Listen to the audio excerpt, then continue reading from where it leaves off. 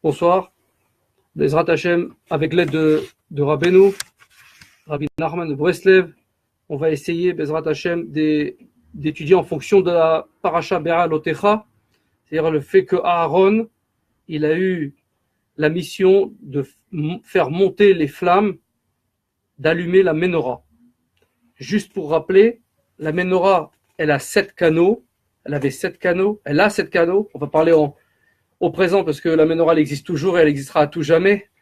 Et la menorah, les 7 canaux, ce sont les 7 ouvertures de la face. C'est-à-dire que Aaron, quand il allumait, et après lui, tous les Kohanim Gdolim, tous les Kohen Gadol du temple, les grands prêtres du temple, ils allumaient, ils priaient et ça crée, grâce à cela, une protection très très intense, très importante pour que les Tsara ne nous attaquent pas par les yeux, par l'œil droit, l'œil gauche, la narine droite, narine gauche, l'oreille droite, l'oreille gauche, la bouche, que disent pas des insignités, etc. C'était d'une très très grande protection. Et Aaron, il a eu le privilège de l'allumer et a marqué, elle sera allumée à tous les temps. Ça veut dire quoi elle sera allumée à tous les temps? Où elle est maintenant allumée? Eh bien, c'est les lumières de Hanouka. Parce que cette lumière du candélabre, de la menorah, elle transcende le temps et l'espace et elle revient à chaque année dans l'allumage de la Hanoukia, pendant la fête de Hanouka, les 8 jours qui sont du niveau de l'infini.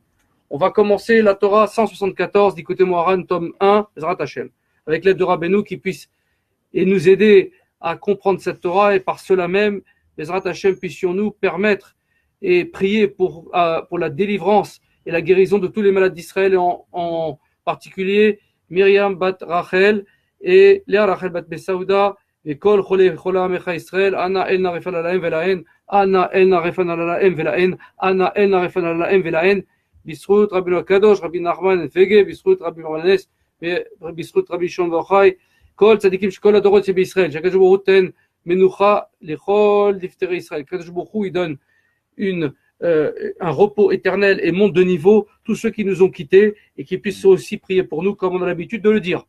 On y va. Torah 174. Quand les dinim, c'est-à-dire que l'homme il est en état de souffrance, qu'il est par exemple, Dieu en préserve, malade, ou qu'il a un coup, qu'il reçoit un coup physique ou matériel ou spirituel, chez le Gabor, on ne rappelle pas son nom. Le Gabor a dinim pour ne pas augmenter les dinim sur lui, pour ne pas augmenter les jugements, on dit, les jugements durs sur lui. Chaz v'shalom, comme on a dit que Noach, il n'a pas été appelé par son père, il ne lui a pas donné un nom quand il est né. Parce que, parce que le monde était en état de jugement intense. Alken le ratza vive liten lo shem, ainsi le père de Noach n'a pas voulu donner de nom. Qui a lié des shem nikar parce que si on lui donne un nom, on le nomme, ainsi il fait partie du groupe.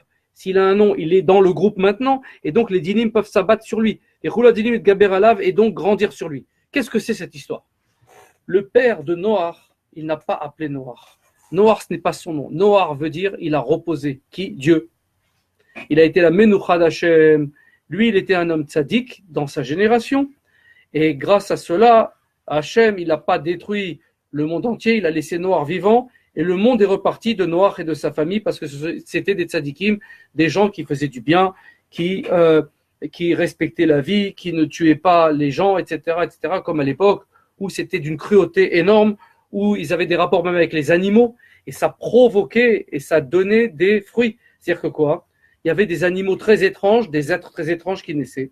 Les animaux entre eux, avaient des relations entre espèces différentes, ça donnait des animaux aussi, très très spéciaux, complètement fous, des animaux anormaux, des animaux très cruels, etc. Alors, le père de Noach, il a vu ça, il a vu l'énorme violence. Hamas, il y a marqué, Hamas c'est violence. C'est pas pour rien que ce sale mouvement de ces faux Palestiniens, de ces menteurs, il existe dans le monde. Il s'appelle Hamas, parce que la Torah dit que Hamas, ça veut dire violence. Ce sont des gens violents, c'est tout. Ils ne sont pas dans la réflexion du tout. Ils peuvent tuer leurs enfants, se tuer eux-mêmes en suicidant, bombes humaines, etc.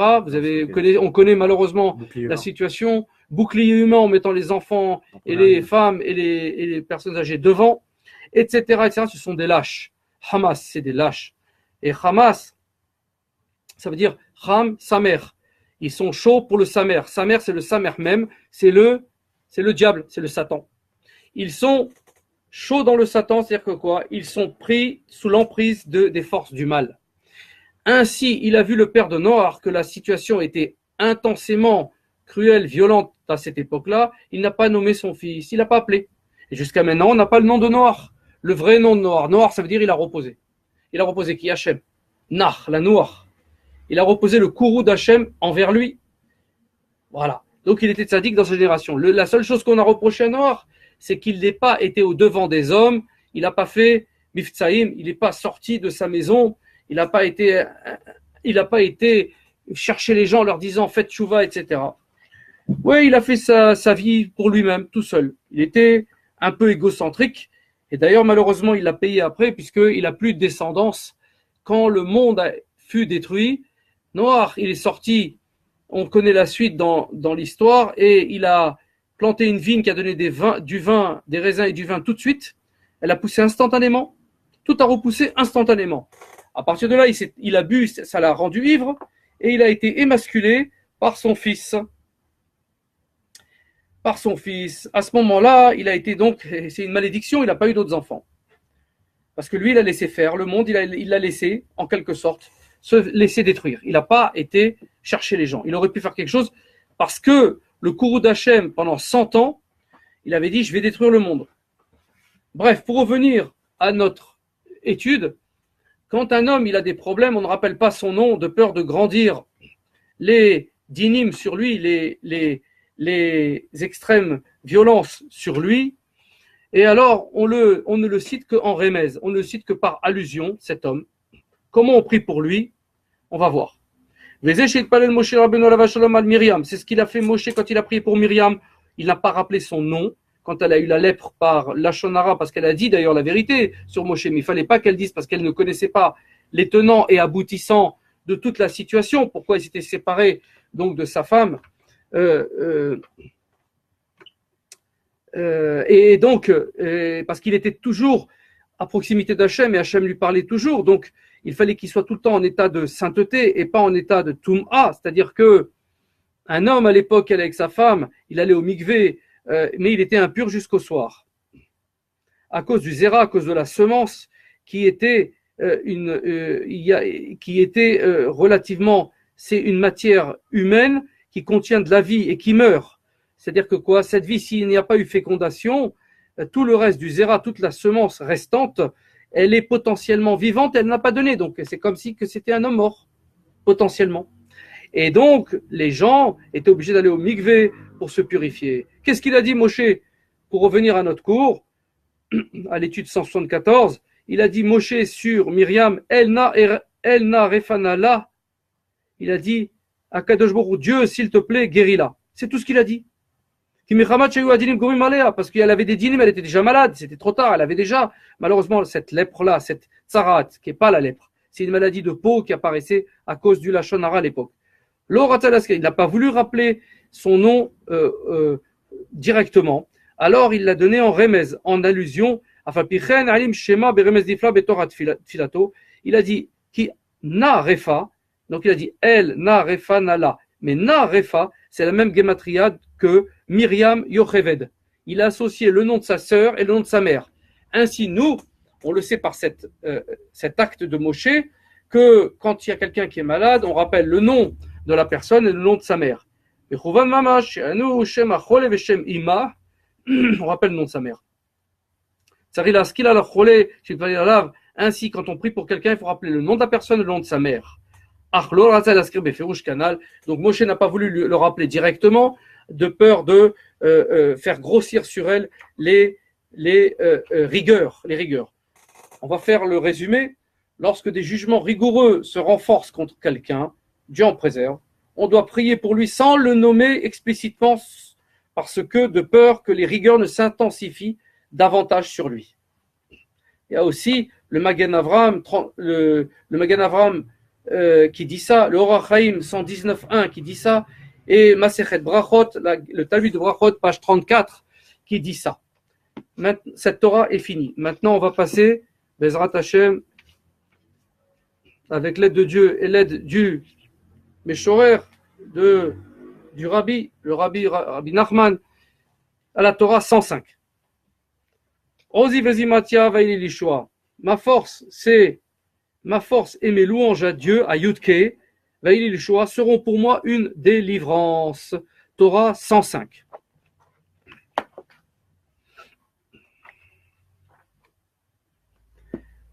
Alors voilà, l'essentiel du repentir dépend de la Torah, de l'étude de la Torah. C'est-à-dire que lorsque l'homme, il peine et étudie dans la Torah, jusqu'à comprendre un concept à partir d'un autre, et qu'il innove, il fait des chidushim au nom d'Hachem, les Shem Shamaim, au nom de Dieu évidemment, ça constitue une grande teshuva, un repentir.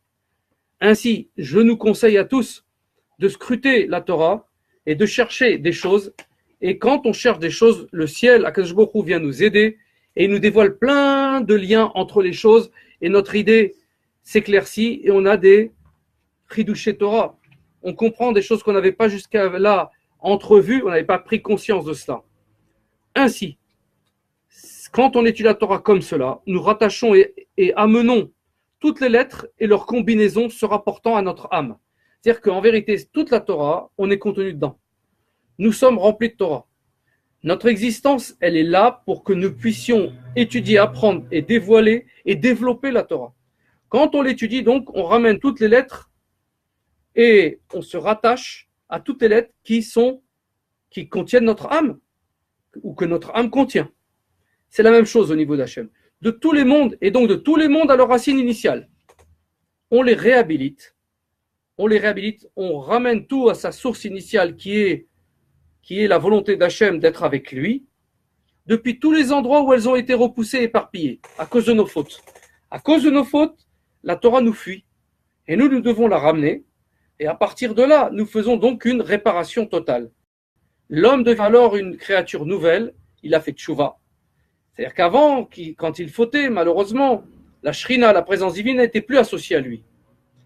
Quand il réétudie la Torah, c'est-à-dire qu'il fait tchouva, puisqu'il scrute intensément, c'est qu'il veut étudier, c'est qu'il veut faire tchouva. À ce moment-là, Kadosh Baruch Hu, la neshama revient dans son corps, la shrina, la présence divine revient dans son corps, et son esprit est posé. Il a un nouvel esprit, il a une nouvelle capacité spirituelle. Ainsi, il mérite de réveiller la miséricorde d'Akadosh Baruch Hu. C'est-à-dire que quoi?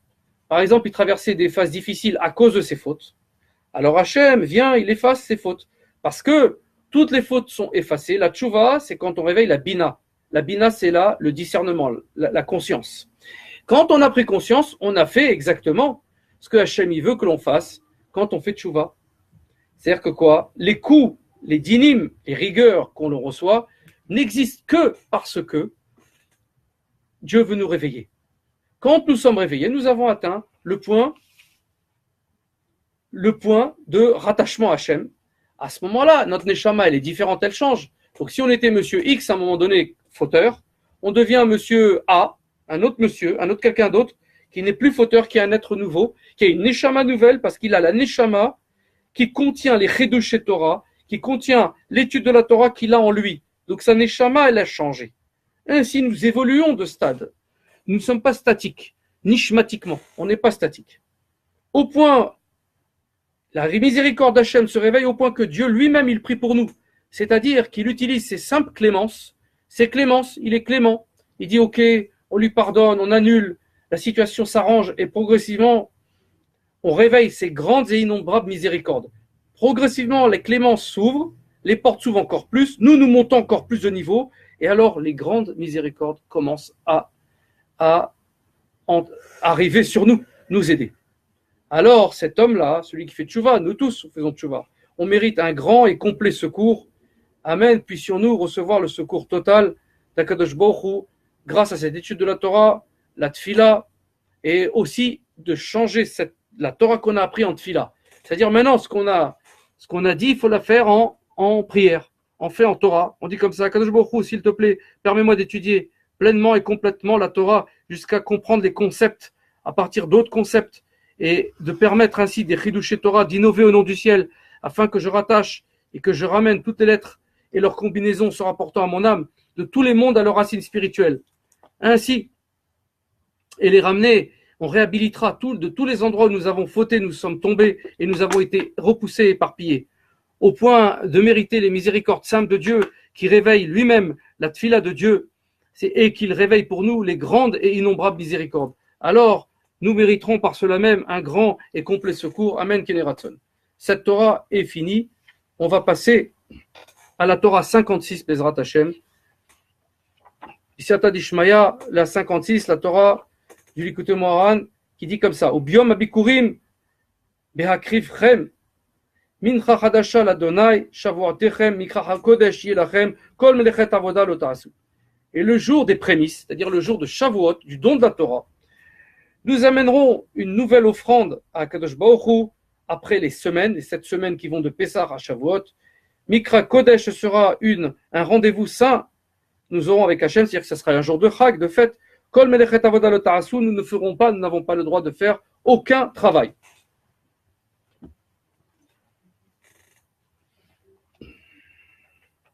Torah 56, qui est énorme.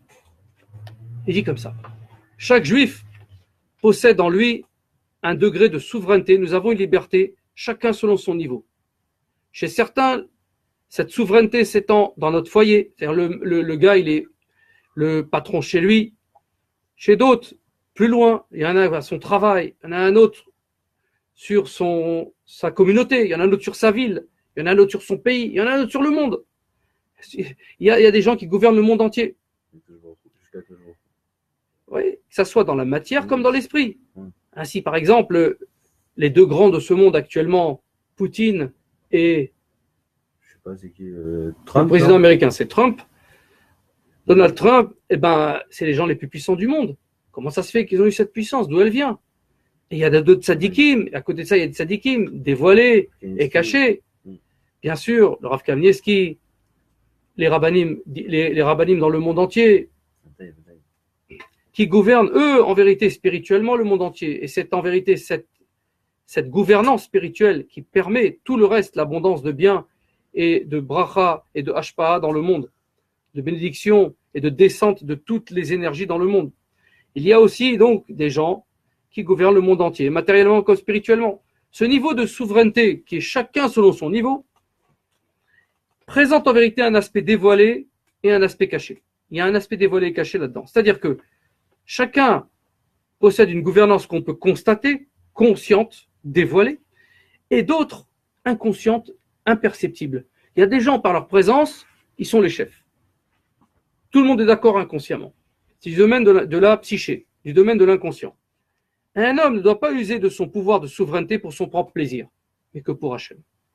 Ou ses avantages personnels, évidemment. Il devra, maintenant qu'on sait ça, il nous faut utiliser nos capacités. Le pouvoir, capacité, c'est des pouvoirs. De pouvoir être un patron, de pouvoir expliquer la Torah. Hachem, il le donne. Baruch Hachem, il le donne. Alors, il faut l'utiliser pour Hachem, pour élever Hachem, le faire apparaître dans le monde. C'est-à-dire que nous devrons utiliser tout notre être et notre énergie pour alerter et réprimander ceux qui sont sous notre coupe et les ramener vers l'éternel. Dire, hey, je ne suis pas le patron, moi. Moi, je ne suis rien du tout, Baruch Hachem. Nous, ce qu'on est, c'est simplement, on veut dévoiler, faire apparaître Dieu dans le monde. Par exemple, un père de famille régit son foyer. Il doit mettre en garde et réprimander les gens de sa maison pour qu'ils accomplissent la volonté d'Hachem. S'il les laisse faire, il est responsable. On ne peut pas laisser faire. On ne peut pas avoir une chose et laisser faire. C'est non-assistance en personne en danger dans la Torah. On est obligé d'aller réprimander, de dire, monsieur, avec tout le respect que je vous dois, vous faites une erreur. Ou ses enfants dire, s'il te plaît, regarde bien, ça va aller, ça va entraîner ça, qui va entraîner autre chose, et après, ça va entraîner une opposition à Dieu. C'est très grave. On est là pour être des Yehudim, pour faire apparaître Yud Kevavke et les 4 mondes dans le monde. Sur tout le monde, sur nous, et donner l'exemple chez les autres. C'est pour ça que l'exemple est punissable chez nous. Quelqu'un, il faut qu'il fasse toujours attention, voir quel exemple je donne. Sinon, c'est un Chilul Hashem. C'est Chilul, c'est désacraliser le nom de Dieu. Et la présence divine, elle fuit. Plus un homme donc possède un pouvoir important, plus il devra avertir et réprimander un plus grand nombre, en fonction du pouvoir qui est dévolu. Parfois, il apparaît qu'un tzaddik ne semble régner sur personne. Cependant, d'une manière voilée, il gouverne sur toute la génération. C'est le tzaddik Nistar, c'est le tzaddik caché, qui est tzaddik Yisod HaOlam. Ce tzaddik-là, il est fondement du monde. Le monde continue à tourner grâce à lui. Lui, en vérité, il règne sur 7 milliards d'habitants, sur toute la planète, y compris sur les tzaddikim de la génération. Il y a donc un tzaddik qui est tzaddik Yisod HaOlam, qui est le tzaddik de la génération. Car toutes nos âmes viennent de lui. C'est lui le vecteur de la distribution des âmes et de l'évolution et de la montée nishmatique. Et lui, il gère, lui en vérité, consciemment ou inconsciemment, il ne le fait pas pour lui, il le fait pour Hachem. Il envoie des forces, des capacités pour que tout le monde puisse recevoir un niveau de son âme dans cette génération. 2. Chacun selon son pouvoir donc doit mettre au pas et alerter son entourage comme il convient. S'il ne le fait pas, il sera puni et ses jours seront raccourcis. Dieu en préserve. Dieu en préserve. Dieu dit, tu fais pas ton rôle, je t'enlève du monde. À ce sujet, il est marqué. Malheur à la fonction de rabbin, car elle enterre ses dirigeants. C'est marqué ça dans le Talmud Psachim 87. En revanche, quand on prévient les gens, on les réprimande pour le service d'Hachem, on prolonge nos jours.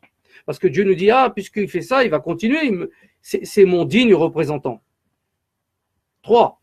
Cependant, il n'est possible de convaincre et de mettre en garde convenablement les gens qui sont sous notre gouvernance qu'en étudiant la Torah, nous, de notre côté. Si en vérité on étudie la Torah, cette Torah, elle s'épanche, elle va partout. Et elle induit, elle provoque chez les autres des tchouva. En effet, par cette étude, on peut réprimander chacun, même celui qui est très loin de nous et dont on ne connaît même pas la déviation, ni sur quel point le reprendre. Quand on étudie là, ça va provoquer chez l'autre une remise en question de son comportement. Même s'il n'écoute pas le cours. Même s'il n'écoute pas, en vérité, il l'entend. La parole, elle ne s'arrête jamais. On l'a vu la dernière fois. Acoustiquement parlant, elle ne s'atténue jamais. Il y a toujours une vibration qui existe dans le monde. Et l'âme, de toute façon, au niveau des âmes, l'âme de celui qui est tombé, il entend. Parce que Am Israël, il est had, il est un. Il entend quoi ? Comme nous sommes un, il entend maintenant le cours qu'on fait. Même si personne n'entendait, tout le monde entend. Même celui qui est loin. Grâce à l'étude de Torah, on méritera donc que même les plus éloignés écoutent la voix de la Torah, parce que c'est la Torah qui parle. Et la voix de la Torah, elle est éternelle, elle défie le temps, l'espace, la distance. Il n'y a plus de notion de distance.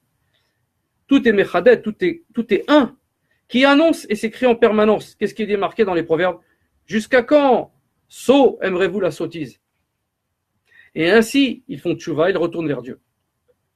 C'est ce qu'on a dit là, est très très fort. Notre étude de Torah, elle est entendue par tout le monde. C'est ce qu'on doit faire tous les jours. Avec tout cœur et les Shem Shamaim, pour Hachem, pour le faire apparaître. Par l'étude de la Torah qu'on exprime à travers la parole, on attire sur nous la longévité. La chayut, longévité. En effet, la Torah représente les noms de Dieu. Or, lorsque nous étudions la Torah à travers la parole, nous invoquons Dieu, Dieu vient et nous met les paroles, qui est source de vie, qui aime hayenu verach yamenu. Il y a marqué, parce que la Torah, elle est hayenu, notre vie maintenant, aime hayenu veorach yamenu, et elle rallonge nos jours. Et quand on étudie la Torah en vérité, qui est source de vie, on donne quoi ? Des noms de Dieu. Toute la Torah, c'est Dieu lui-même, qui s'est mis contracté dans ses mots, ses lettres, ses formes, ses sons, ses vides, ses blancs, ses tagim, même la cantillation, même la musicalité de la Torah, elle fait partie de la volonté d'Hachem. Il y a 2 niveaux de dissimulation. Dieu est dissimulé de 2 niveaux. La dissimulation et la dissimulation dans la dissimulation. Il y a Astara Betor Astara. Il y a Astara et Astara Betor Astara. C'est-à-dire que caché, caché, doublement caché. Lorsqu'Hachem se cache de nous, il est difficile de le trouver, bien qu'il soit encore possible avec des efforts. De savoir, il y avait Hachem là-dedans, dans l'histoire, il y avait Hachem, on se rend compte. Dans la mesure où on sait que Kadosh Baruch Hu se dissimule en nous, il est en nous, il est avec nous. Mais lorsque Kadosh Baruch Hu se dissimule à travers une autre dissimulation, c'est-à-dire que nous ignorons même que Dieu se cache là-dedans et se cache de nous, alors il est impossible de le trouver car nous ne savons pas qu'il nous faut le chercher. Quand on ne sait pas qu'il faut chercher quelque chose, on ne sait pas que c'est caché. On n'a pas conscience que c'est caché.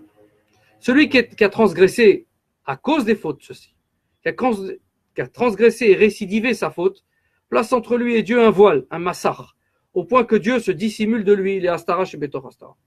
Il est caché dans caché.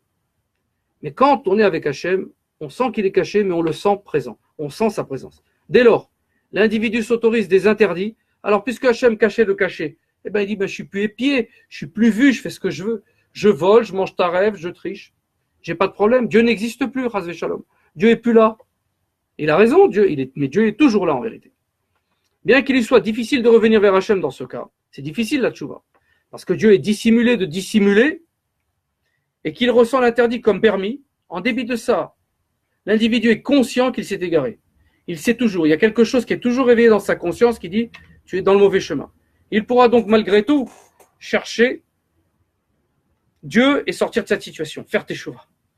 Mais si Dieu en préserve, le pécheur transgresse et récidive ses péchés à plusieurs reprises, alors il chutera au niveau de la dissimulation dans la dissimulation.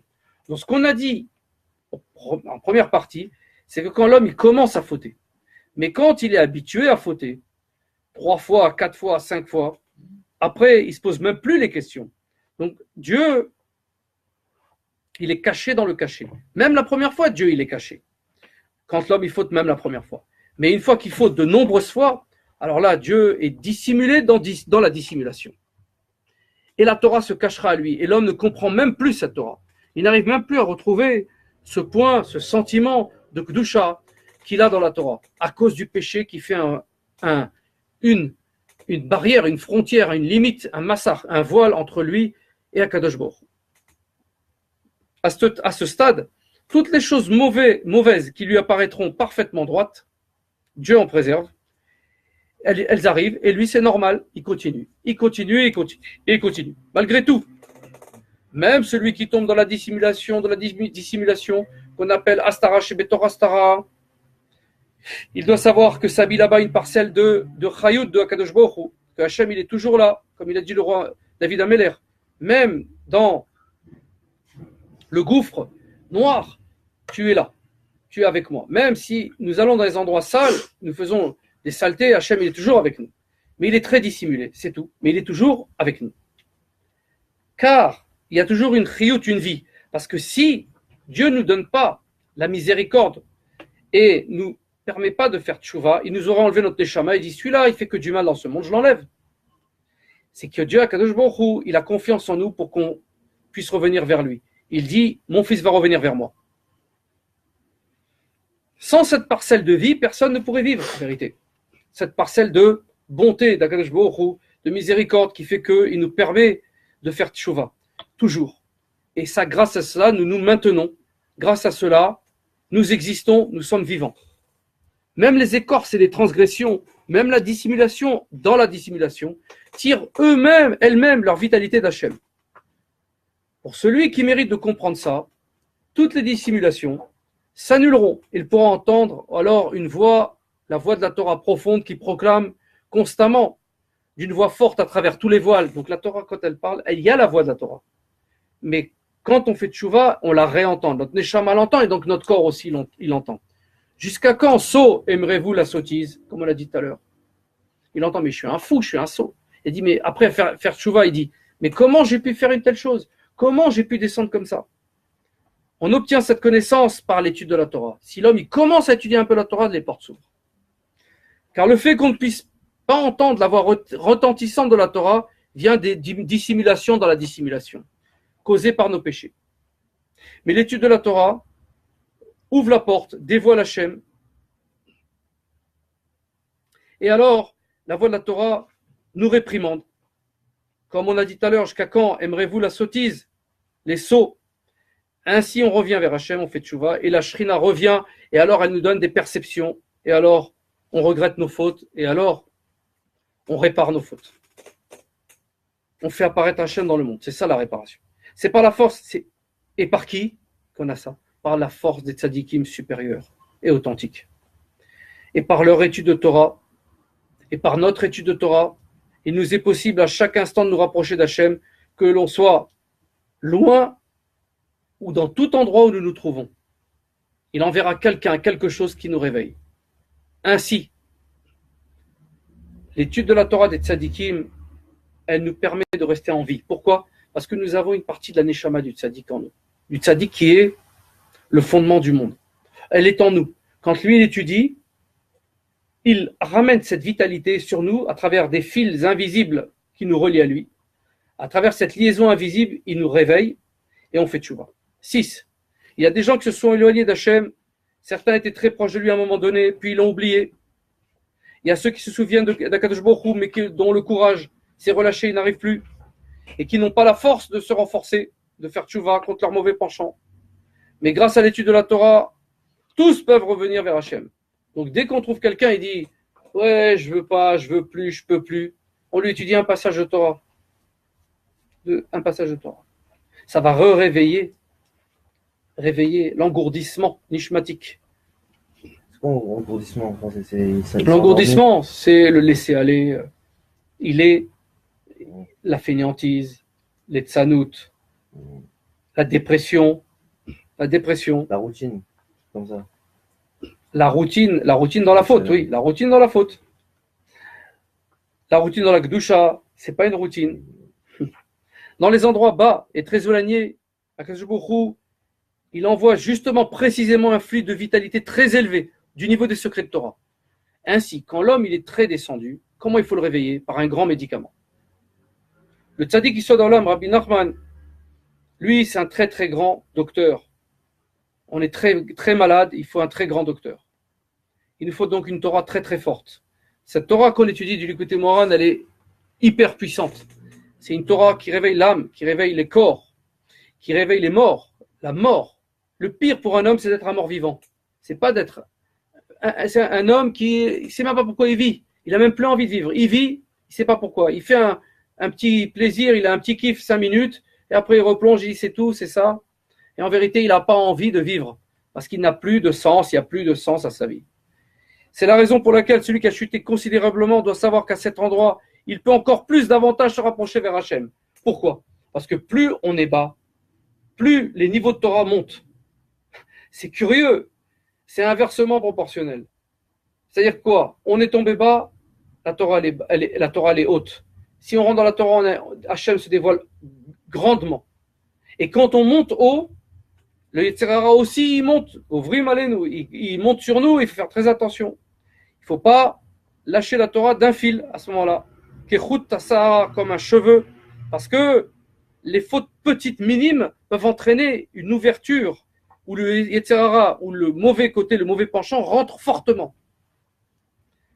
Parce que le flux de vitalité, justement, pour les gens qui sont tombés très bas, il est très élevé. Lorsqu'on mérite de revenir vers Hachem, les secrets de la Torah sont à ce moment-là dévoilés. Grâce à lui, grâce à celui qui fait tchouva. Celui qui fait tchouva, il est sorti d'un sable mouvant. Il y a marqué qui est-ce qui peut tenir devant un Baal tchouva? Qui est-ce qui peut tenir? Même les grands tzadikim ne se tiennent pas. C'est quoi? Cet ex-Racha, qui n'est plus Racha, il fait, grâce à lui, sont dévoilés, grâce à sa tchouva, il permet le dévoilement dans le monde par son rattachement à Hachem d'une Torah très très haute. 8, le règne du mal de Aman Amalek. Aman Amalek, c'est le Safek. Notre doute, Safek, c'est doute. Safek, c'est doute, c'est la même gematria que Amalek.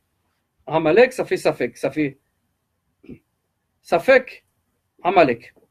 Notre doute provoque Amalek, provoque Aman, le destructeur, qui sont les gens, nos ennemis, qui talonnent toujours celui de la sainteté et se renforcent à cause de la passion, notamment la passion de l'argent. La passion de l'argent pour l'argent. Pas l'argent pour construire quelque chose en Israël, c'est-à-dire dans le peuple, dans le Ham Israël, ou pour soi, en Israël, en Yeshiva, nos enfants, les élever en Torah, les marier, dans la Kedusha, la sainteté. Mais l'argent pour l'argent, ça s'appelle Kesef, qui lachonne Kisufim, les halètements. Le type, il devient fou pour l'argent, il halète. Alors, le royaume du mal, il traverse là-bas, il talonne, c'est là-bas qu'il attaque. Le royaume du mal aspire incessamment à amasser l'argent et à engloutir les étincelles de sainteté dissimulées dans l'argent. Partout, il y a des étincelles de sainteté, notamment dans l'argent. Pourquoi? Parce que l'argent s'appelle Kesef, mais il s'appelle aussi Mammon. Mammon, Milachon, Mammon, il vient du mot Emouna, la foi. L'argent de la foi, c'est quoi? C'est un homme qui sert de son argent pour élever Hachem. Il mange kasher, il amène ses enfants dans les écoles juives, il va en Israël, il fait des pèlerinages, il construit une maison sainte dans son foyer, il achète sa maison en Israël, Baruch Hashem. Il se rapproche de la Torah, il rapproche les autres de la Torah. Il aide ceux qui étudient la Torah. Celui qui brise la passion de l'argent et se rapproche de la Torah et de la connaissance sainte retrouve les étincelles de sainteté enfouies sous le royaume du mal. Ainsi, le royaume du mal, à ce moment-là, il lâche prise. Pourquoi? Parce qu'il nous a attrapés pour monter de niveau dans le mal. Et si dans le mal, on fait tchouva, ainsi on est vacciné. On est vacciné contre le mal. Donc on est beaucoup plus fort qu'avant.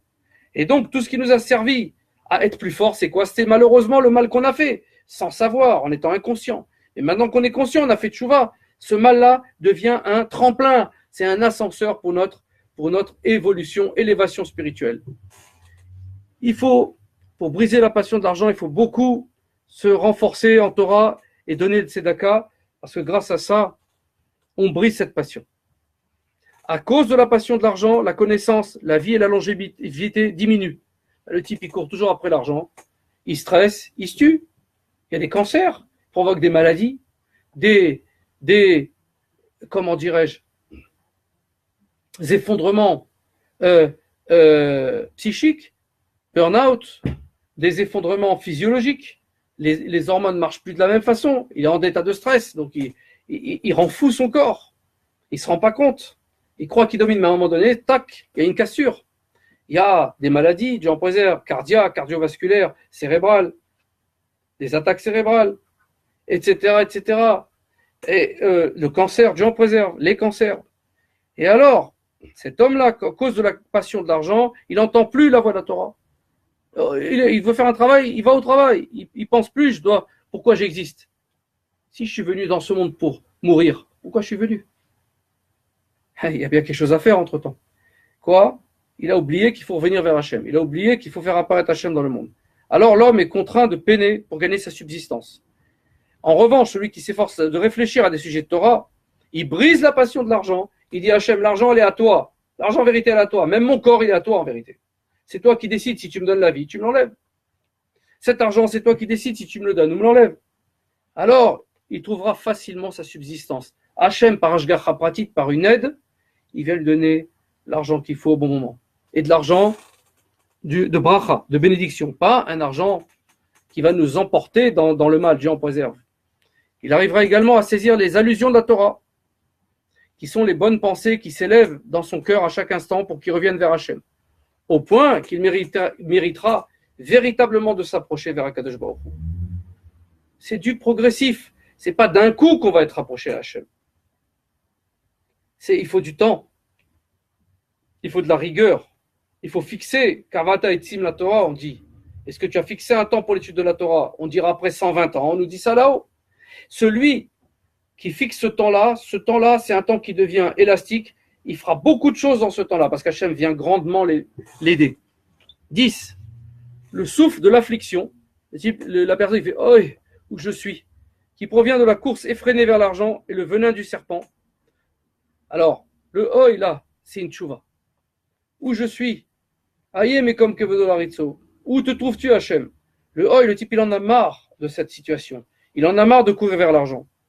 Il en a marre que son souffle, il a le souffle court, comme on dit. Il a le souffle court parce qu'il est stressé, angoissé, parce qu'il ne fait que courir vers l'argent. Et il arrive à cause de ça, c'est le venin du serpent. C'est Zohamat Anachash.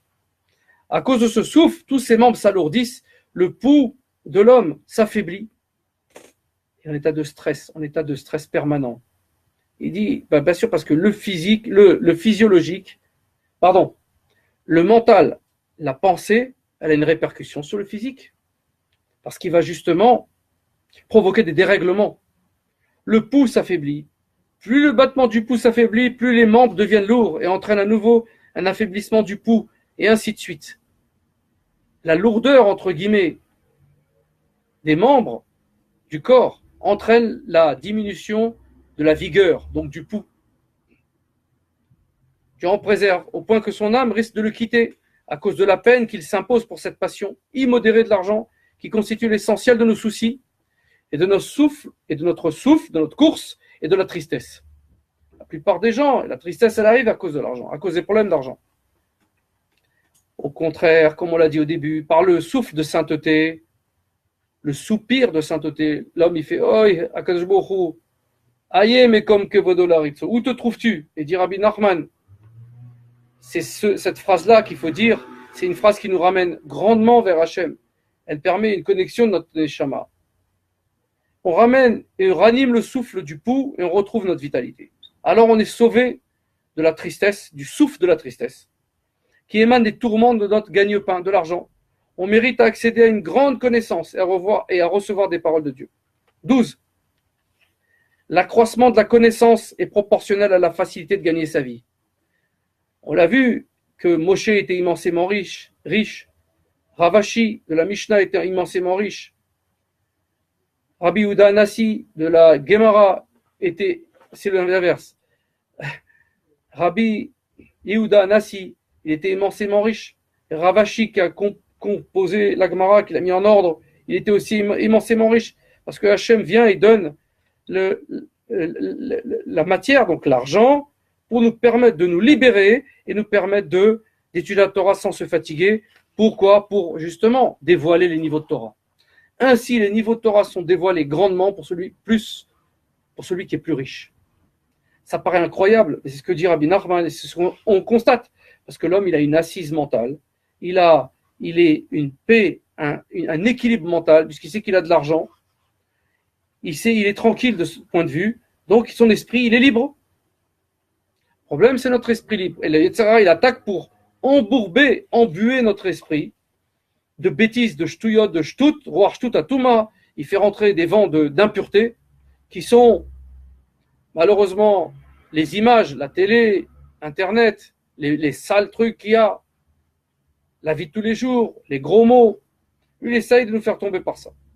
13. Plus on accroît ses connaissances, plus on augmente la paix. La paix, ça veut dire quoi?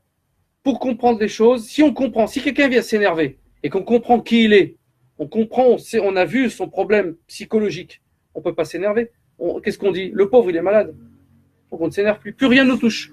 Si on connaît les tenants et aboutissants des choses, plus rien ne nous touche. Et donc on a la paix. En effet, les querelles, la colère et la cruauté proviennent du manque de savoir. La cruauté, l'homme, il est inconscient que lui, pour avoir mal, il ne se met même pas à la place de la personne, il s'en moque, il s'en fiche. Alors il devient cruel, parce qu'il est bête. Et à mesure que la connaissance s'accroît, la colère s'annule, tandis que la miséricorde et la bonté et la paix s'intensifient. C'est pourquoi, en se consacrant à la Torah, la connaissance se diffuse, la colère disparaît, la clémence et la paix s'étendent et on mérite la guérison.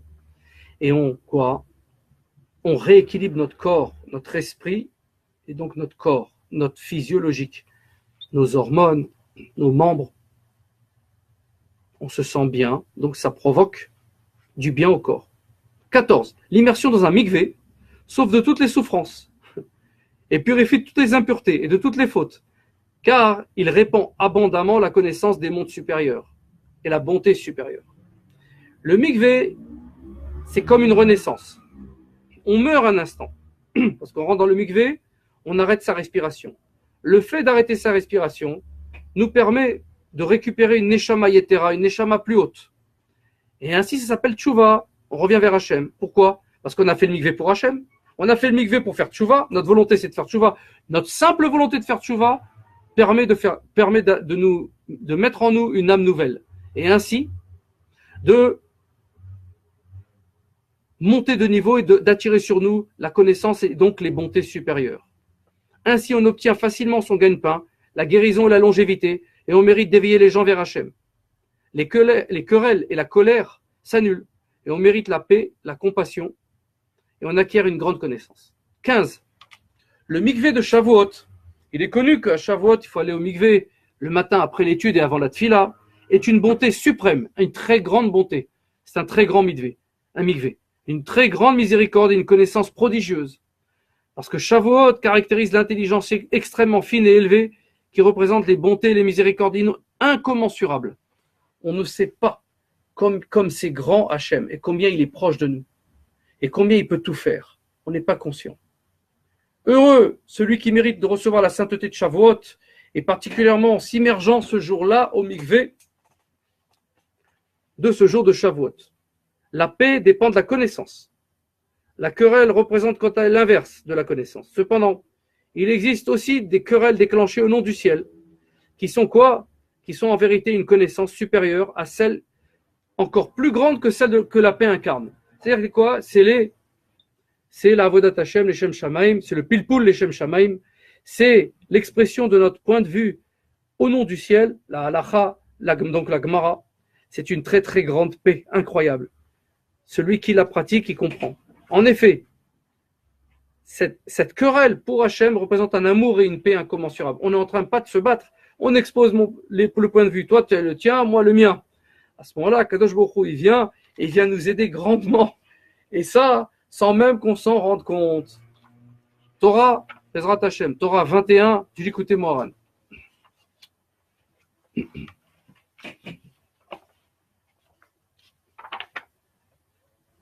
Pirka. Rebi Yara, des Sifra, des Sniuta, Atika, Tmir, Ustim, Vechule. Be'alotecha et amenora, Peresh Rashi, Shetehe Shalhevet Ola Me'eleha. En vérité, ça veut dire ça. Il y a un très grand secret caché dans cette menorah. Be'alotecha, quand il dit à Aaron, Be'alotecha et amenora, quand tu feras monter les lumières de la menorah, en vérité, elle brûlait toujours. Lui, ce qu'il faisait, c'est que du feu monte le feu. Ça veut dire quoi? C'est le principe de une petite flamme provoque un grand incendie. Une petite flamme provoque un grand feu. C'est bizarre. La même chose pour la Torah qui rentre en nous et pour la tchouva qui rentre en nous. Un petit élan du cœur va permettre la cogitation de l'esprit. L'esprit va commencer à chauffer. Il produit de la chaleur. Et cette chaleur accélère le rythme cardiaque, il dit Rabbeinu, dans le cœur. Et alors, ce mouvement engendre naturellement de la chaleur dans le corps. Ainsi, lorsque l'homme entretient des pensées de Torah avec ardeur et des pensées, son cœur s'accélère, il va commencer à s'enthousiasmer, à avoir de la joie. Et alors, le corps va chauffer et il va suer. Il va provoquer de l'eau. Cette eau, elle va monter dans les nuages. Ces nuages vont retomber sous forme de pluie dans le monde. Ça va donner à manger aux êtres humains, à boire et à manger. Ça va faire pousser les plantes. Et nous, on va manger cette herbe, boire cette eau et on va monter en Torah. Parce qu'elle contient des niveaux de Torah puisqu'elle vient d'une lachout, d'une humidité qui est sortie de notre corps lorsqu'on étudie la Torah. Ainsi, quand on s'efforce, on chauffe pour les études, pour comprendre, parce qu'on fait bouger notre esprit, il y a un mouvement de l'esprit qui provoque un réchauffement du corps. Et pourquoi? Par accélération du cœur. L'accélération du cœur provoque l'humidité du corps et donc l'expression de vapeur. Cette vapeur, on a dit, elle monte en nuage et elle redescend et nous on boit et on mange cette Torah qui est issue de cette Torah qui est contenue dans cette vapeur. Ce qui veut dire que on fait descendre l'abondance d'Hachem. Ce qui veut dire qu'on assimilera rapidement des concepts spirituels sans avoir besoin d'aborder des explications préliminaires. 2. Grâce à la vivacité mentionnée ci-dessus, l'homme chassera en lui aussi le souffle d'impureté et de folie, et purifiera son cœur. En effet, lorsque le cœur d'un homme brûle de mauvais désirs, on devient impur. Pour sortir cette impureté, il faut s'enthousiasmer à l'inverse et chauffer son cœur pour Hachem. De la même manière que la nature du feu est de chasser l'air, le cœur doit brûler et s'enthousiasmer pour Dieu afin d'évacuer en lui le ruach tum'a, le mauvais souffle, le souffle de folie et la purification, et purifier notre être. Grâce à cela, l'homme aura le cœur pur et pourra dialoguer avec Hachem, avec des paroles nouvelles, il va faire des doutes, il va parler. Et à chaque fois, ça va être renouvelé, ça va être nouveau. Elles lui seront inspirées par un niveau de souffle prophétique. Hachem vient et lui envoie un souffle prophétique, une capacité prophétique de parler. Il a la shrina qui vient sur lui, parce qu'il est en train de chasser le souffle de folie. Alors comment il faut faire? Une grande arrêt de ça, un grand conseil de Rabbeinu, c'est taper des mains pour chasser les mécatégrimes, pour chasser les accusateurs et danser et chanter et parler avec Hachem. Et prier et danser avec force et chanter et être en joie. 3. Celui qui juge favorablement les gens et les rapproche d'Hachem, il est comparé aux étoiles. Parce qu'il dit, Rabbeinu et la Torah dit, la source du feu, ça fait du bruit, la source du feu provient des étoiles qui se déplacent. Le déplacement des constellations, des systèmes solaires, des systèmes dans la Voie lactée, c'est elle qui provoque une énergie, et cette énergie, elle provoque de la lumière. Cette lumière, c'est des photons, des neutrons, des électrons qui arrivent en masse sur Terre et qui provoquent l'énergie. Et cette énergie, après, elle va se traduire sous forme de chaleur, donc sous forme de feu. Les explosions dans le soleil nucléaire ou dans notre planète, il y a le feu, il y a du feu, ça chauffe, et alors on récupère cette chaleur. Ainsi, les étoiles sont la source du feu.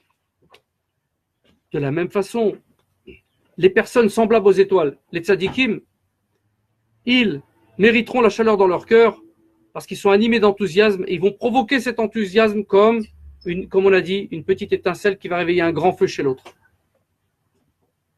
Ces gens-là pourront donc transmettre avec ardeur à autrui, comme les étoiles, qui reçoivent la chaleur d'en haut et la font descendre dans ce monde. Ainsi, quand notre cœur s'enthousiasme pour Hachem, nous méritons de le purifier. Et on accomplit le verset qui est marqué dans la Torah. Lev Taor Barali Elohim, Veruach Nachon Chadesh Bekir Bi. Le psaume 51:12 qui dit comme ça. Un cœur pur, Akadosh Baruch Hu, tu as créé en moi, et un esprit droit se renouvelle en mon sein, en moi. Un esprit nouveau, une nouvelle neshama.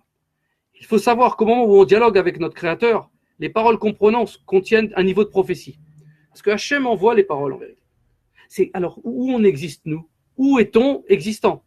Dans notre volonté de nous rattacher à Hachem. Dès qu'on a la volonté de nous rattacher à Hachem, Hachem y vient et il envoie les paroles. La Shrina revient. En effet, lorsqu'on se prépare à épancher notre cœur devant Hachem, il nous envoie donc Hachem des paroles du cœur, dans notre bouche. C'est ainsi que le roi David, Alav Shalom, il a composé le livre de psaumes. Tous les psaumes étaient par roi HaKodesh, par Esprit Saint, par prophétie. On doit donc s'efforcer de prier, de dialoguer avec Dieu, avec à chaque fois des supplications et des paroles nouvelles. On méritera grâce à cela un cœur pur, comme on a déjà expliqué plus haut. 5. Pour parvenir à l'intelligence, à la chorma qui est du niveau de l'abondance divine, c'est un don divin, l'intelligence, la sagesse, la chorma, c'est parce que c'est l'humilité qui la provoque. Parce que chorma, c'est les contractions des mots koahema, le potentiel du mal, le potentiel d'annulation. Plus on est annulé devant Hachem, parce que ma c'est 45, c'est un nom de Dieu.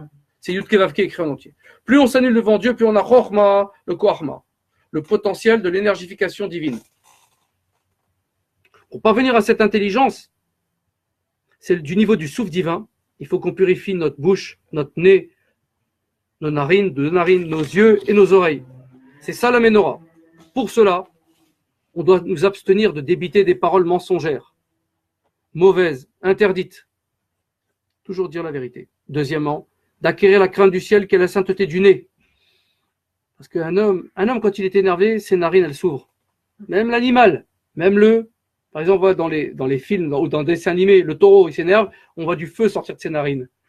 Pourquoi? Parce que le souffle s'accélère, mais c'est un souffle de Toum'a. C'est l'énervement de Toum'a. Et au contraire, quand on parle de Torah, on réactive les 5 lobes pulmonaires, 5 comme les 5 livres de la Torah. Les poumons. 3 à droite et 2 à gauche qui entourent le cœur et qui le refroidissent pour ne pas qu'on surchauffe. Le cœur, il est refroidi pour qu'il batte de façon régulière. C'est pour ça que quand on court, notre rythme s'accélère, il faut respirer fortement pour refroidir le cœur et pour ne pas mourir d'une attaque. C'est fort, c'est lié. Il y a 5 lobes pulmonaires comme 5 livres de Torah. Alors, il faut avoir la crainte du ciel. La crainte du ciel, la Emouna, ça permet la respiration calme. On calme le corps. On calme l'esprit. Il n'y a plus d'angoisse, de stress, donc on calme. Autre conseil, il faut avoir les fois aux sages, écouter leurs paroles. Parce que quand on les écoute, on est calmé. Parce qu'on dit oui, ce qu'il dit, c'est la vérité. Donc on va dans la direction. Pour sanctifier nos oreilles, ça c'est les oreilles. Préserver nos yeux de toute vision néfaste, interdite. On voit quelque chose qui n'est pas normal, on tourne la tête.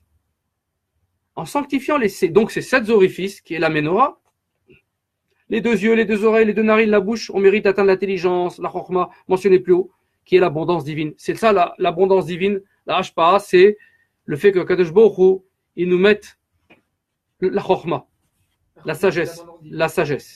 De comprendre qui il est, c'est plus fort que tout. Parce que Shlomo, il a dit, si j'ai tout la chorma, j'ai la sagesse, j'aurai tout. Si tu as, Shlomo Meller, exactement, Michelet, il a dit, en acquérant la chorma, la sagesse, on acquiert tout. Dieu lui a demandé, qu'est-ce que tu veux? Il a dit, je veux que la sagesse. Ainsi qu'une connaissance parfaite, de laquelle dépend tout rapprochement avec Hachem. Tout rapprochement avec Hachem nécessite le passage vers une connaissance parfaite des choses. Pour Hachem. Pas connaître pour connaître. Pas connaître pour connaître, c'est de la gava, c'est de l'égocentrisme. Je dis, comment je vais faire apparaître Hachem? Mais avant, la connaissance, c'est quoi? On a inventé, par exemple, je veux dire, les portables, les mobiles, pour parler. Mais avant, ils parlaient par esprit. On a inventé la voiture, l'avion. Mais avant, d'un seul coup, il se retrouvait de Jérusalem, il s'était retrouvé, tous les Shabbats, il allait à Tzfat, de Tzfat à Jérusalem.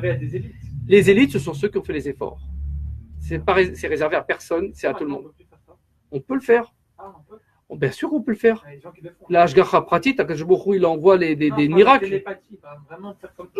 Mais les tzadikim, ils vont en nous.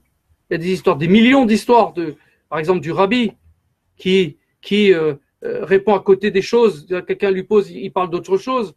Et en vérité, il est en train de le réparer. Il voit en lui ce qui se passe. Non, je parle vraiment de télépathie. Je parle vraiment de voir la personne. Il y a des tzadikim qui voient les neshamot, qui voient la neshama de la personne, qui sont du niveau des yeux spirituels, plus des yeux matériels. Ils ont aussi les yeux matériels. Comme Yaakov, il voyait plus que tout le monde. Alors qu'il était aveugle. Mais en vérité, il voyait la neshama des gens, tout, il voyait tout. Tout était dévoilé spirituellement. La racine spirituelle de chaque chose, donc il voyait de chaque chose, mais plus haut encore. En effet, il représente les 7 luminaires du candélabre, les ouvertures de la face. L'esprit, quant à lui, l'esprit, la neshama, c'est le candélabre lui-même, c'est tout en même temps. Ainsi, la réparation de tout fait rentrer le tout. Les 7 luminaires. Les narines, la bouche et les oreilles. La face du candélabre symbolise l'abondance de Dieu, qui se pose sur l'esprit lorsque l'homme est méritant. Cette abondance divine, qui est un souffle divin, représente les 7 nuées de gloire qui protégeaient les Sheva Hanan et Kavod, qui protégeaient les Juifs dans le désert. Dans le désert, il y avait 7 nuées, qui sont en vérité les 7 sphirotes aussi inférieures qu'on doit travailler. Pourquoi elles sont en rapport? Parce qu'on doit travailler quoi? Chesed, Gvura, Tiferet, Netzar, Od, Yesod et Malchut. Le don, la Tzedaka. Gvura, la rigueur pour Hachem. Tout ça pour Hachem. La rigueur, le Emet, être vrai, c'est là le plexus solaire, c'est le cœur. Netzar, la victoire sur les pulsions. Hod, la volonté d'élévation. Yesod, les rectifications sexuelles, la réparation sexuelle du monde. Et Malchut, l'acte, la parole et l'acte pour Hachem. Quand on a fait tout ça, alors c'est sûr qu'on a réparé tous nos sens en même temps. Comment? Non, Hachem, il nous amène la perfection. Non, il y a toujours, c'est infini la perfection. On tue notre Yetzerara. On tue notre Yetzerara. Mais on monte de niveau. C'est ça, Sukkot. Sukkot, c'est quoi? C'est pour ça qu'il y a, en Israël, il y a 7 jours. Parce que Shmini Hagat Tseret, c'est Simchat Torah, c'est le 8e jour. Mais en vérité, en Israël, c'est le 7e. Il y a 7 jours de Sukkot. Les 7 nuées. Pardon? Les nuées de gloire. Les nuées de gloire. C'est pourquoi en accomplissement la mitzvah de la Souka, bien, on mérite l'abondance divine, un souffle de la sagesse sainte. On mérite Chochma. On mérite Chochma. Alors on peut acquérir une grande intelligence du niveau des makifim, les sagesses débordantes. Les makifim sont les sagesses débordantes de notre corps. Du cerveau, du niveau de l'intelligence qui afflue chez l'homme sans préliminaire. D'un coup, boum, c'est un très grand, comme si on renversait un seau d'eau sur quelque chose. Innombrables, les makifim, qui affluent. Mais par seulement l'abondance divine, c'est une abondance divine. Tout travail de l'homme dans ce monde consiste à percevoir cette sagesse extraordinaire. Tout notre être, en vérité, parce qu'on a 120 ans devant nous seulement, tout notre être, il est pour que nous soyons proches d'Hachem et le comprendre. Nous le comprenions. Ceci représente l'essentiel des délices du monde à venir. Et dans le monde à venir, Olam Haba, Sha'ashua Olam Haba, le Plaisir intense du Olam Haba, c'est la connaissance d'Hachem. D'ailleurs, l'homme, même celui qui est loin de la Torah ou qui ne connaît même pas la Torah, ou le non-juif, n'importe qui, tout ce qui provoque du plaisir, c'est la connaissance. Grâce à la mitzvah de la Souka, on mérite également de purifier notre cœur et par conséquent, on pourra s'épancher convenablement en prière devant Hachem. Parce qu'on a un niveau du souffle prophétique. 7. Justement, les makifim, qui sont les sagesses débordantes, les sagesses débordantes, constituent une intelligence si grande que le cerveau ne peut pas les contenir, les assimiler. C'est la raison pour laquelle elles entourent le cerveau de l'extérieur. Pourquoi elles s'appellent makifim autour? Parce que c'est tellement puissant qu'elles ne peuvent pas rentrer en nous. Sinon, elles nous tueraient.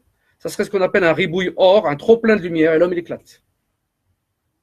Il rejette tout, ou alors il meurt, il se suicide, ou alors il devient fou, s'il n'a pas les kélim, s'il n'a pas les capacités d'appréhender, de comprendre ces lumières. Donc elles restent à l'extérieur par bonté d'Hachem. Et elles rentrent progressivement en nous. En effet, on constate qu'il existe toutes sortes de sagesses profondes que le cerveau humain n'est pas à même d'appréhender, clairement. Comme par exemple la notion du libre arbitre. Est-ce qu'on peut comprendre qu'on est dans ce monde pour un choix perpétuel, continuel, continu? C'est incompréhensible quand on pense bien. Et le fait simultané que Dieu sait tout à l'avance. Dieu, il connaît tous les chemins qu'on va prendre. Tous les chemins. Les chemins, des chemins, des chemins, des chemins, parce que c'est lui qui les a créés. Notre libre arbitre, c'est le choix. C'est le sentiment qu'on a. Je veux aller à droite, et tu dis je veux aller à droite, finalement il va à gauche. Sauf c'est pas marchavatri là. La fin de l'acte, c'est le début de la pensée. C'est-à-dire que inconsciemment ou nishmatiquement, il a décidé d'aller à gauche, pas à droite. Hachem, il connaît ce chemin-là. Il connaît tous les chemins. Ce genre de sagesse profonde est du niveau du makif, qui ne peut pénétrer dans les tréfonds de l'esprit. L'intelligence intrinsèque de l'homme reçoit sa vitalité du makif ainsi. Notre vitalité, elle dépend de toutes nos capacités qui sont autour de nous, qu'on ne peut pas encore comprendre parce qu'on n'a pas encore les kélim, les outils, le réceptacle suffisant pour les recevoir. 8. Sache que l'essentiel du libre arbitre existe uniquement du fait que l'intellect ne peut concevoir que Dieu connaît tout à l'avance. Le libre arbitre, c'est qu'on ne comprend pas que Dieu connaît tout à l'avance. C'est justement quand on peut comprendre cela qu'on peut choisir entre le bien et le mal. Dans les temps futurs, l'homme, à Mashiach, l'homme il sera capable d'assimiler cette difficulté, le bien et le mal, de les voir. L'intensité de l'intelligence dépassera les limites humaines pour atteindre celle de l'ange. De l'ange, parce qu'on aura tellement compris ce que c'est que le bien et le mal qu'on n'aura plus besoin du mal, on n'aura besoin que du bien. Ça s'appelle Olam Haba. Aujourd'hui, c'est impossible de saisir ça, parce qu'on n'a pas encore les kélim de comprendre cela. Nos makifim, nos sagesses extérieures sont extérieures à nous, comme leur nom indique. Après, à Mashiach, elles seront dedans. Donc, on a encore une dimension du libre arbitre. 9. Nos sages ont dit, dans le futur, chaque tzaddik rougira de honte par la choupa, la lumière qui entoure son prochain. Cette lumière ou choupa représente une connaissance supérieure à la sienne. Ça, c'est marqué dans Baba Batra, le Talmud. 75. En effet, les makifim décrits plus haut sont du niveau de la choupa. La choupa, c'est quoi? C'est le voile qui entoure les mariés. Le mariage avec qui? Avec Hachem, avec les niveaux. Chaque tzaddik sera pourvu d'un makif différent, c'est-à-dire d'une intelligence sainte supérieure à celle de son prochain, en fonction de sa grandeur spirituelle et de sa sanctification dans le monde qui est ici maintenant. Donc tout le travail qu'on fera dans ce monde maintenant, avec force et volonté, nous donnera un Olam Haba très fort, très puissant. Chaque tzaddik, en constatant la connaissance et la perfection du tzaddik qui lui est supérieur, éprouvera de la honte. Ainsi nous aurons de la honte de ceux qui sont plus hauts que nous. On dira, pourquoi moi j'ai pas lutté autant que lui? Ça, il ne faudra pas regretter. Donc pour ne pas regretter, il faut agir maintenant. Il faut être dans la Kedusha dès maintenant. Et paradoxalement, ça enflamme notre enthousiasme. Quand on sait qu'il y a quelqu'un de plus haut que nous, d'ailleurs c'est une mitzvah de jalouser quelqu'un plus haut que nous spirituellement. À l'inverse, c'est une avéra de jalouser quelqu'un matériellement. Et il a une belle maison, il a une belle femme, il a un machin, une belle voiture. Et oui, parce que c'est son niveau spirituel. On ne l'a pas. Donc comment le jalouser? Donc il est interdit de le jalouser, ça veut dire qu'on va contre Hachem. La volonté, nous, on a notre niveau spirituel et Hachem nous donne ce dont on a besoin en fonction de notre niveau. On ne peut pas jalouser les autres. Par contre, on voit un grand tzaddik, on dit j'aimerais bien avoir un peu de ce tzaddik. Ou même, à la rigueur, dire j'aimerais être comme ce tzaddik, ou même plus haut que lui. Ça, c'est ce qu'il faut faire. Ça, c'est plus que permis. Ça, c'est une bonté d'Hachem si on pense comme ça. C'est une bonté d'Hachem. Le problème, c'est nous-mêmes. C'est qu'on nous-mêmes, on crée un écran à nous-mêmes en disant moi, je ne serai jamais capable d'être comme lui. Or, la Torah dit tout le monde peut être comme Moshe Rabbeinu. Tout le monde. Alors, où est le problème? Le problème, c'est nous-mêmes, notre propre écran. Les 7 jours de festin après le mariage représentent les 7 lumières citées plus haut.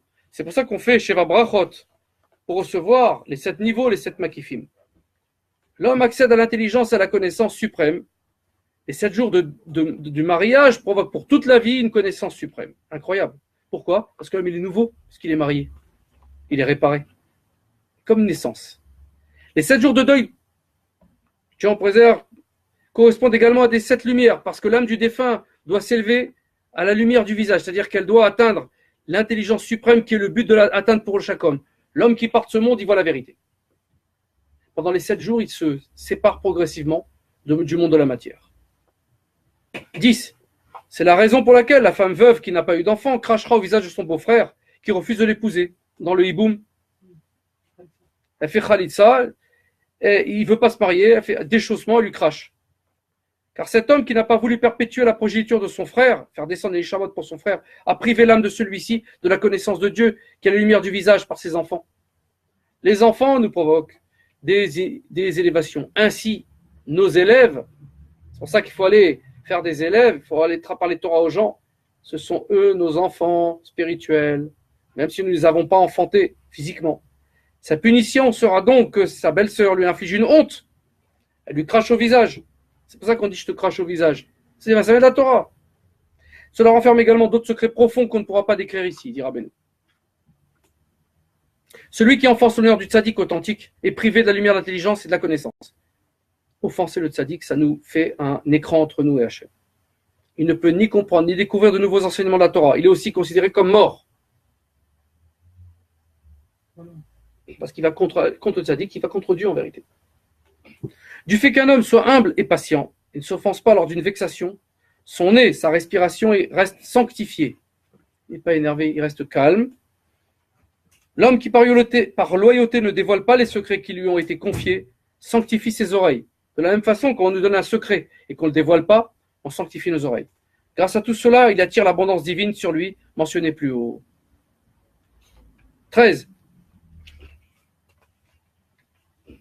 Un homme qui étudie la Torah mais n'en perçoit aucune nouveauté, c'est dû au fait que son esprit est dissimulé au niveau de la gestation.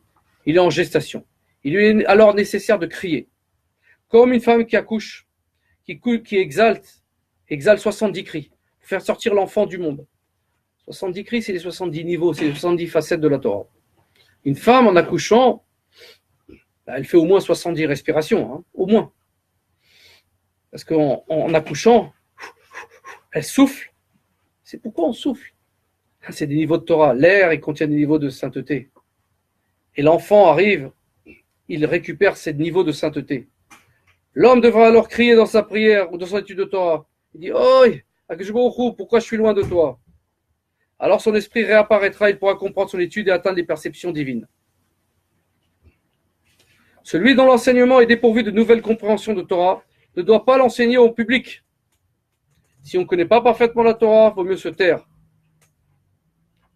En outre, l'homme ne doit enseigner en public que des innovations de Torah qui lui sont totalement claires. Il faut que l'homme ait compris auparavant la Torah avant de l'enseigner, qu'il n'y ait pas de zone d'ombre. Le peuple d'Israël est appelé Ségoula. Ségoula, c'est réparation. Ségoula, qui est une dimension qui dépasse l'entendement. Le Ham Israël, là où il va, il amène la bénédiction. Ham Ségoula, s'appelle le peuple Ségoula, de réparation. En effet, on ne peut comprendre par l'intellect pourquoi nous avons été choisis et chéris par Akadosh Baruch Hu parmi les peuples. C'est incompréhensible. Bani matem Hashem Elokechem, vous serez les enfants d'Hachem. Tamid Ane Elokecha ba. Toujours les yeux d'Hachem sont fixés, dirigés vers Eretz Israël. Cette ségoula est du niveau des makifim. Nous sommes les makifim du monde. Il faut qu'on soit au niveau de Gdusha, dont nous ne pouvons saisir la dimension. On ne sait même pas qui on est. Chaque Yehudi, c'est un niveau énorme. C'est Ben Meler, c'est le fils du roi. Celui qui comprend clairement certaines innovations et explications de Torah aura quelque part atteint un makif, une ségoula, une réparation, sera donc en mesure de la dévoiler en explication compréhensible. Il faudra qu'il aille vers les autres et l'explique. Le Ham Ségoula, le peuple d'Asségoula, c'est le Ham Israël. Nous allons nous arrêter ici pour aujourd'hui, au niveau 16 de cette Torah 21. Mais rattaché, puissions-nous comprendre toute cette Torah, même qu'on l'entend progressivement, ça va rentrer en nous. Je sais que des fois, c'est pas évident, mais en disant, je me rattache à Rabbi Nachman, je me rattache à la Torah, je me rattache à Rabbi Nachman, je dévoile Hachem. Hachem, il vient et il nous fera comprendre même les niveaux, les plus niveaux. Tous les juifs. Tous les juifs doivent s'attacher à la Torah selon son niveau. Maintenant, il y a des gens qui ont des niveaux différents, qui sont en rapport avec des niveaux différents. Parce que tout le monde n'est pas blanc ou bleu ou rouge ou vert. Chacun a des couleurs et des colorations différentes et des nuances. En fonction de nos nuances, nous avons une neshama adaptée à des niveaux. Ces niveaux, c'est ce qu'on appelle les tzadikim. Ces tzadikim, pour nous, ils rentrent en nous, ils permettent l'arrivée d'Hachem en nous. Et grâce à cela, on mérite une vision de ce que c'est qu'Akadosh Baruch Hu et un dévoilement. Tous les juifs doivent s'attacher. Les juifs doivent s'attacher à tous les tzadikim, notamment Rabbi Nachman de Breslev, bien sûr, mais tous les tzadikim de tout le monde. Et ceux qui ne s'attachent pas, ils sont morts. Ceux qui ne s'attachent pas aux tzadikim, ils vont mettre plus de temps. Ils vont mettre plus de temps. Et Hachem, un jour, leur dévoilera un tzadik qui pourra les ramener. Mais chacun selon son niveau. Comme morts s'ils ne sont pas attachés à Rabbi Nachman. Morts, non, parce qu'ils font des actes, ils font Tzom, Kol, Vemamon, ils sont au moins ils jeûnent à Kippour. 136, Gematria 136. Tzom, Gematria, Tzom 136, Kol, c'est la voix, ils prient, ils parlent, ils aident Mammon, ils donnent de l'argent à Israël, ils donnent de l'argent aux pauvres. Ils sont rattachés à Hachem par là. Et Tzom, Kol et Mammon ensemble, ça fait Zot, ça fait 408. Zot, la Torah, le démonstratif, ceci est la Torah, et Zot, c'est Zayin Aleph Tav. C'est quoi Zayin? Ils sont rentrés dans les 7 sphirotes, ils ramènent Hachem dans le monde et ils font les 4 mondes, les 400, Tav c'est 400. Ils permettent le dévoilement de tous les mondes, les 4 mondes qui contiennent les 10 fois 10 sphirotes, et ainsi font Zot, la Torah, Zot, démonstratif, ceci est Dieu. C'est Kol, celui qui s'attache à une des choses.